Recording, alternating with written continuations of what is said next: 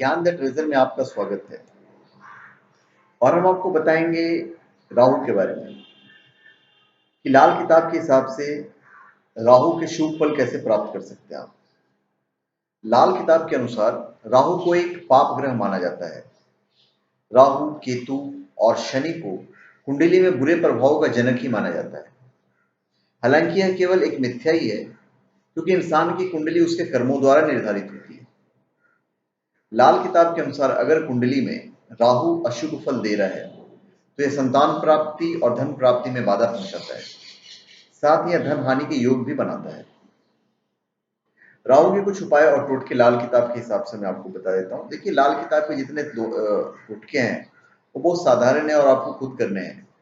उसमें आपको पंडितों की जरूरत नहीं पड़ती है, मतलब ज्यादा तामझाम और खर्चे की जरूरत नहीं पड़ती है। लाल किताब कुंडली में अगर राहु नीचे स्थान पर है और यदि राहु के कारण आपके जीवन में कुछ उथल पुथल हो रही है तो उसके उपाय मैं आपको बता देता हूँ। लाल किताब कुंडली में अगर राहु प्रथम भाव में है और उचित फल देने वाला ना हो तो जातक को 400 ग्राम सुरमा, मतलब काजल, 400 ग्राम सुरमा, नारियल, सत्तू व दूध के मिश्रण को बहते जल में प्रवाह करना चाहिए। साथ ही माना जाता है कि गले में चांदी धारण करने से भी पीड़ा कम होती है। फिर लाल किताब के अनुसार दूसरे भाव में अगर राहु ग्रह के उत्तम फल आपको पाना है तो जेब में चांदी, ससुराल से कोई भी विद्युत उपकरण ना लेना और माता से सहज बर्ताव करना उचित माना जाता है। ज्योतिषियों के अनुसार अगर तीसरे भाव में राहु ग्रह की पीड़ा शांत करना है तो घर में जानवर की चमड़ी का कोई भी सामान आपको नहीं रखना चाहिए। यदि चौथे भाव में बैठे राहु के कारण आपको परेशानी हो रही हो तो चांदी के आभूषण धारण करना शुभ माना जाता है। कहा जाता है कि ऐसी स्थिति में 400 धनिया या बादाम बहते हुए जल में आपको प्रवाह करना है। अगर आप प्रवाह करते हैं तो आपके इसके जो दुष्प्रभाव हैं वो खत्म हो जाता है। पांचवें भाव में राहु की पीड़ा शांत करने के लिए हाथी की मूर्ति चांदी का आपको पास में रखना है तथा मांस मदिरा का त्याग करना है और यह जातकों के लिए शुभ माना जाता है। फिर छठा भाव, छठे भाव में राहु ग्रह के शुभ फल पाने के लिए जातक को काला कुत्ता रखना चाहिए तथा भाई बहन के साथ किसी भी वाद विवाद में नहीं फंसना चाहिए। आप उनसे प्यार मोहब्बत से रहिए।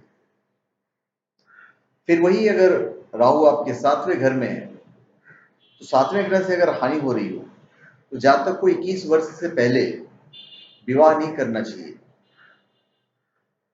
फिर राहु अगर आठवें भाव में है, आठवें घर में है, तो उसके अशुभ परिणाम को कम करने के लिए चांदी का चौकोर टुकड़ा अपने पास रखना चाहिए। माना जाता है कि सोते समय तकिए में सौंफ रखने से भी राहु की पीड़ा शांत होती है।